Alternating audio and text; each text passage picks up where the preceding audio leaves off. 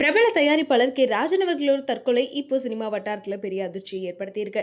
ஏன்னா இந்த வயசுல அவர் எதுக்காக சூசைட் பண்ணிக்கணும் அப்படின்னு சொல்லிட்டு ரசிகர்களும் சரி திரைப்பிரபலங்களும் பல கேள்விகளை எழுப்பிட்டு இருக்காங்க.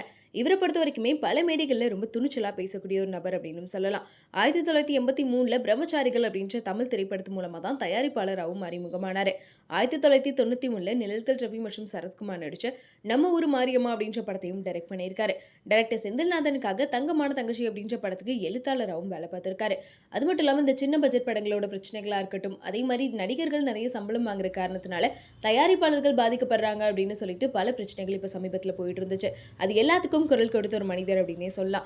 இவ்வளோ தைரியமான ஒரு நபர் எதுக்காக இந்த வயசுல அதுவும் ஆத்துல குதிச்சு சூசைட் பண்ணிக்கணும் அப்படின்னு சொல்லிட்டு பல பேர் கேள்வி எழுப்பிட்டு இருந்தாங்க. ஏன்னா ஞாயிற்றுக்கிழமை காலையில வண்ணார்பேட்டையில இருந்து அவரோட கார்ல டிரைவரோட தான் கிளம்பியிருக்காரு.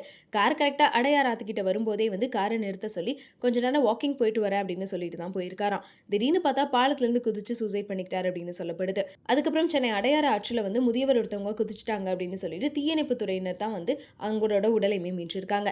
அதுக்கப்புறம் தான் தயாரிப்பாளர் கே ராஜன் அப்படின்றதையும் கன்ஃபார்ம் பண்ணியிருக்காங்களாம். அவரோட உடல் போஸ்ட்மார்ட்டம்காக சென்னை ராயப்பேட்டை அரசு மருத்துவமனைக்கும் அனுப்பி வைக்கப்பட்டிருக்கு. கடைசியா தயாரிப்பாளர் கே ராஜன் அவரோட டிரைவரோட தான் போனார் அப்படின்னு சொல்லிட்டு காவல்துறையினர் அவரையும் விசாரிச்சுட்டு வராங்க.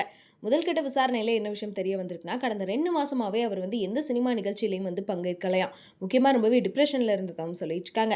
அது மட்டும் இல்லாம கொஞ்ச காலமாவே அவரோட குடும்பத்துக்கிட்ட இருந்து பெருசா தொடர்பு எதுவுமே இல்லாம தனியா தான் வாழ்ந்து வந்திருக்காரு. இப்படி இருக்க நேரத்துல திடீர்னு இவர் சூசைட் பண்ணிக்கலாம் அப்படின்ற முடிவெடுத்தது எதனால அப்படின்னு சொல்லிட்டு ரொம்ப தீவிரமாகவும் விசாரணை போயிட்டு இருக்கு. இருந்தாலும் இந்த வயசுல ஒரு சூசைட் பண்ணிருக்க வேண்டாம் அப்படின்னு சொல்லிட்டு பல பேர் அவங்களோட கருத்துக்களையும் தெரிவிச்சிட்டு இருக்காங்க.